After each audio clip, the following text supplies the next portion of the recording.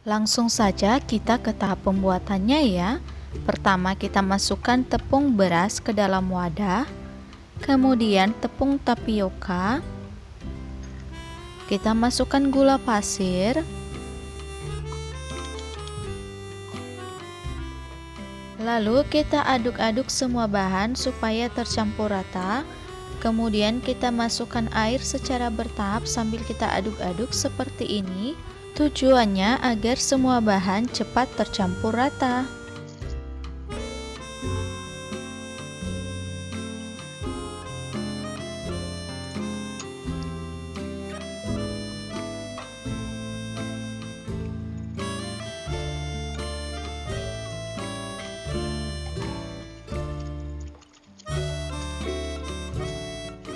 Kalau semuanya sudah tercampur rata seperti ini, selanjutnya kita masukkan pasta pandan.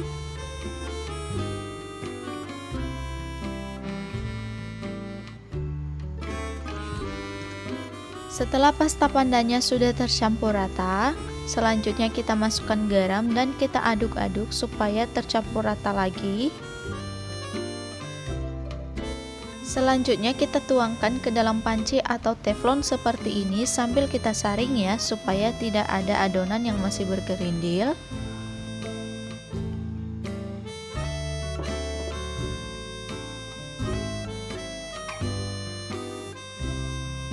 Kemudian kita akan masak menggunakan api kecil. Ini akan kita masak sampai airnya menyusut, mengental dan membentuk adonan. Usahakan pada saat kita masak, ini akan terus kita aduk-aduk ya, supaya bagian bawahnya tidak menggumpal dan gosong.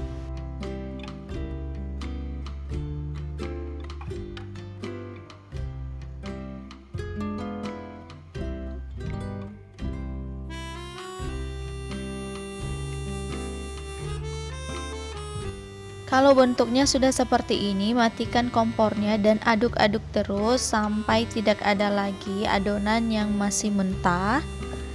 Dan kalau sudah matang bentuknya seperti ini, dia lebih halus ya guys. Selanjutnya kita siapkan loyang dan kita oles menggunakan minyak sayur atau minyak goreng. Ini tipis-tipis saja ya ke seluruh permukaan loyangnya. Selanjutnya adonan atau lapisan hijaunya kita masukkan semuanya ke dalam loyang.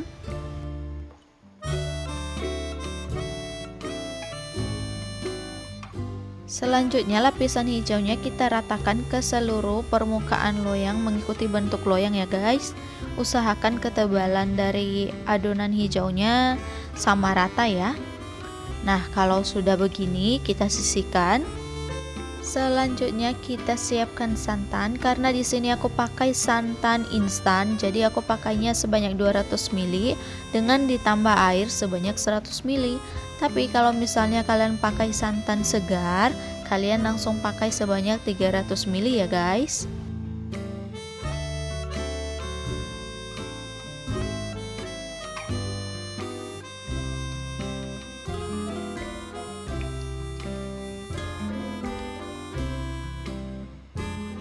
Selanjutnya kita siapkan wadah dan kita masukkan tepung beras, tepung tapioka, gula pasir,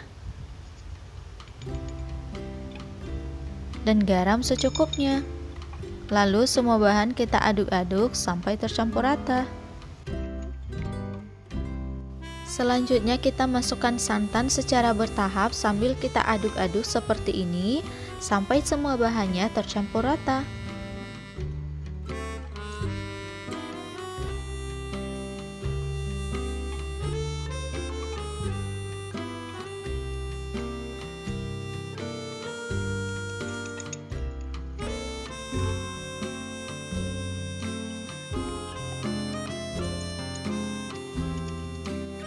Kalau adonan atau lapisan putihnya sudah tercampur rata, langkah selanjutnya kita tuangkan ke atas lapisan hijau tadi.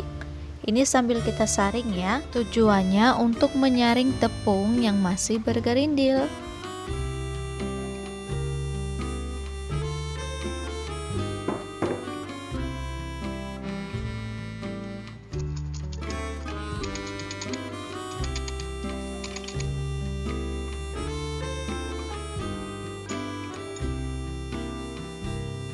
Selanjutnya kita panaskan kukusan sampai airnya mendidih dan kita masukkan atau letakkan loyang yang berisi adonan tadi. Ini akan kita kukus kurang lebih 25-30 menit menggunakan api sedang. Usahakan tutup kukusannya dipakein serbet seperti ini ya, supaya air kukusannya tidak menetes di atas adonan. Setelah kita kukus kurang lebih 30 menit, kue talamnya sudah matang dan sudah bisa kita keluarkan dari dalam kukusan. Jadi setelah matang hasilnya seperti ini. Sebelum kita keluarkan dari loyang, ini akan kita biarkan atau kita tunggu dingin dulu ya.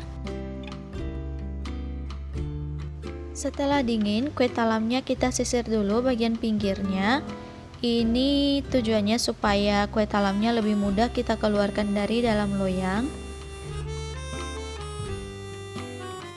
Setelah kita keluarkan dari dalam loyang, ini bagian lapisan bawahnya ya, yang tadi. Kalian bisa lihat hasilnya. Dan selanjutnya kita potong-potong sesuai selera.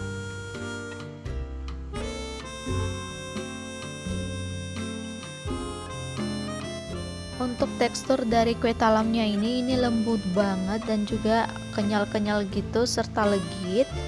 Pokoknya kalian harus cobain deh resep yang satu ini.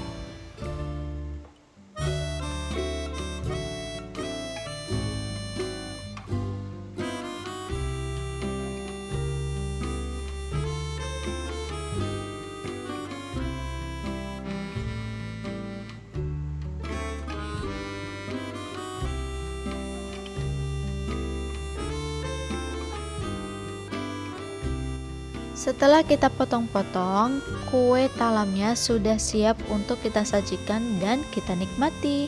Selamat mencoba.